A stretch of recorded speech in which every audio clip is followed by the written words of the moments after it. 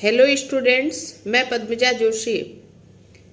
BEd first year की परीक्षा की तैयारी के क्रम में आज हम लोग बाल्यावस्था एवं उसका विकास मतलब सेकेंड पेपर के अधिगम पाठ का अध्ययन करेंगे और इसमें जो महत्वपूर्ण सिद्धांत हैं विशेष रूप से उस पर ध्यान देंगे।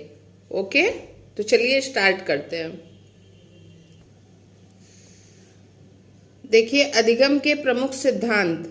पहला है पावलोव का अनुकूलित अनुक्रिया का सिद्धांत, दूसरा है थार्नडाइक का उद्दीपक अनुक्रिया अनुबंध सिद्धांत और तीसरा है स्किनर का सक्रिय अनुबंध सिद्धांत। ओके, तो अब सबसे पहले हम लोग पावलोव का अनुकूलित अनुक्रिया के सिद्धांत का अध्ययन करेंगे।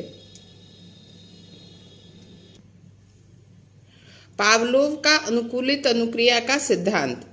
अधिगम के इस सिद्धांत के प्रतिपादक नोबेल पुरस्कार विजेता रूसी शरीर शास्त्री आईपी पावलोव हैं।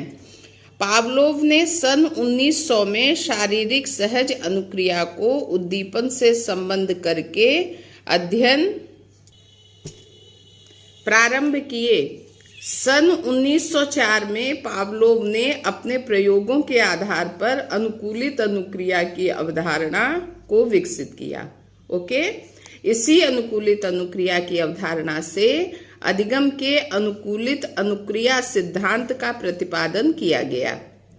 पावलोव के सिद्धांत को कई नामों से जाना जाता है जो निम्नलिखित हैं। अब देखिए, पावलोव का जो सिद्धांत है वो कौन कौन से अन्य नामों से भी जाना जाता है। पहला है पावलोव का अनुकूलित अनुबंध सिद्धांत, दूसरा है शास्त्रीय अनुबंध सिद्धांत, तीसरा है संबद्ध प्रत्यावर्तन या सहज क्रिया द्वारा सीखना और चौथा है पावलोव का क्लासिकल अनुबंध सिद्धांत। ओके, अब आगे देखिए। इस सिद्धांत का आधार प्राणी द्वारा की जाने वाली सहज स्वाभाविक क्रियाएं हैं। पावलोव का कहना है कि कोई प्राणी जब किसी उद्दीपक के संपर्क में होता है अथवा उससे प्रेरित होता है तो उसके शरीर के संबंधित अंग स्वाभाविक रूप से अनुकूल क्रियाएं करने लगता है। पावलोव के अध्ययन में यह पाया गया है कि स्वाभाविक उद्दीपक के लिए स्वाभाविक प्रतिक्रिया तथा अनुबंधित या अस्वाभाविक उद्दीपक के लिए अस्वाभाविक या अनुबंधित प्रतिक्रिया होती है। इस प्रकार जो भी अनुक्रियाएं होती हैं वही सीखने या अधिगम में परिवर्तित हो जाती हैं। प्रदर्शन की सुविधा के लिए हम उपर्युक्त पारिभाषिक शब्दों को निम्नांकित संकेतों के रूप में प्रयुक्त कर सकते हैं। पहला है स्वाभाविक उद्दीपक, दूसरा है अस्वाभाविक उद्दीपक, फिर तीसरा है अस्वाभाविक प्रतिक्रिया या अनुक्रिया। अब हमको देखना है पावलोव द्वारा किया गया प्रयोग। पावलोव ने क्या प्रयोग किया था? पावलोव ने अपने प्रयोग के लिए लकड़ी का एक ऐसा उपकरण तैयार किया जिसमें कुत्ते को खड़ा किया जा सके।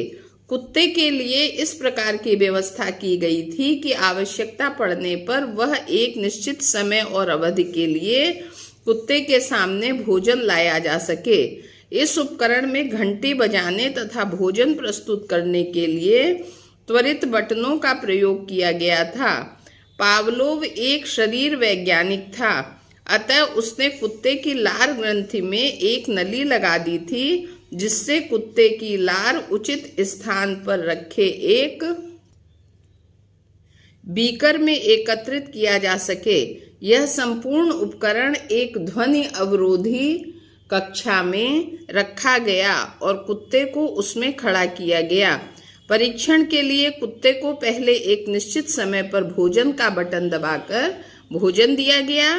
भोजन सामने आते ही कुत्ते की लार निकलने लगी। इस स्थिति में भोजन ने कुत्ते के लिए एक स्वाभाविक उद्दीपक का कार्य किया तथा लार आना उसकी स्वाभाविक अनुक्रिया या स्वाभाविक क्रिया थी। प्रयोग के अगले चरण में दूसरे दिन पावलोव ने केवल घंटी का बटन दबाया घंटी की आवाज सुनकर कुत्ते ने कान तो खड़े किए किंतु लार नहीं निकाली। इस स्थिति में घंटी की ध्वनि लार टपकाने वाली क्रिया के लिए अस्वाभाविक उद्दीपन था, अतः लार नहीं निकली। तीसरे दिन पावलोव ने घंटी का बटन दबाने के तत्काल बाद भोजन का बटन दबा दिया। इस प्रकार घंटी की ध्वनि तथा भोजन की प्रस्तुति दोनों क्रियाएं कुत्ते के सामने साथ साथ प्रकट हुई। इसका परिणाम यह हुआ कि कुत्ते ने कान भी खड़े किए और लार भी टपकाई।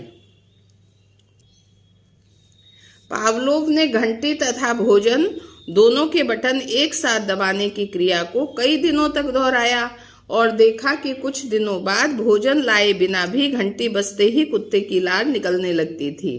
पावलोव के अनुसार इस अंतिम स्थिति में कुत्ता घंटी की आवाज से भोजन प्राप्त करने के लिए अनुबंधित हो गया था।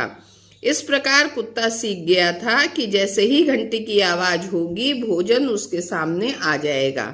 सीखने की इस प्रक्रिया में भोजन उद्दीपक के रूप में, लार टपकना स्वाभाविक क्रिया तथा घंटी से भोजन आने के लिए आश्वस्त होना अनुबंध के रूप में कार्य करता है। Okay, thank you.